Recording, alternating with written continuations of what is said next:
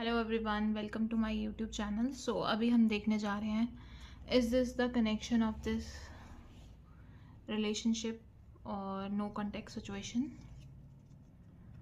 ऐसा आ रहा है कि चीज़ें में पर्सन, आपके पार्टनर बहुत कंफ्यूज है, डिसीजंस नहीं ले पा रहे, पर कहीं ना कहीं उनको रियलाइजेशन है कि आपके बिना उनकी लाइफ बिल्कुल अधूरी है, कुछ नहीं है उनकी लाइफ में आपके बिना। हर चीज़ आपसे शुरू हो रही है, आपसे ख़त्म हो रही है, वो टोटली आप पे ही रिलाई कर रहे हैं। इतना ज़्यादा इंटरडिपेंडेंस आ रही है आपके ऊपर। अब वो कुछ सीरियसली इस कनेक्शन के लिए सोच रहे हैं। मेरे पास ऐसा नहीं आ रहा कि ये कनेक्शन का एंड है। अभी भी इस कनेक्शन में बहुत ज़्यादा चीज़ें बची हैं, बहुत, because it's not a end of this connection.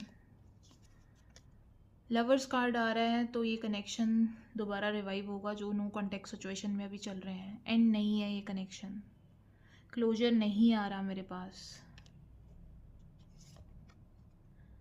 See this 2 of cups, ये इंडिकेट कर रहा है कि ये एक मीन्स सोलमेट कनेक्शन हो सकता है, ये कनेक्शन डिवाइन की तरफ से है, तो ऐसे एंड नहीं होगा ये कनेक्शन।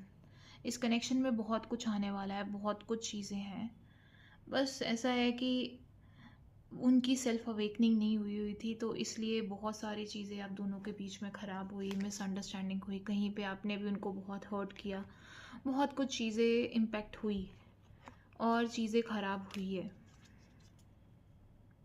जैसे अब वो फर्म डिसीजन लेना चाहते हैं, ये एंड नहीं है इस कनेक्शन का, ये वो आपको खुद कहना चाहते हैं, क्योंकि अब उनको रियलाइज़ हो गया है कि उन्होंने क्या गलत किया है और क्या उनसे चीज़ें ख़राब हुई है।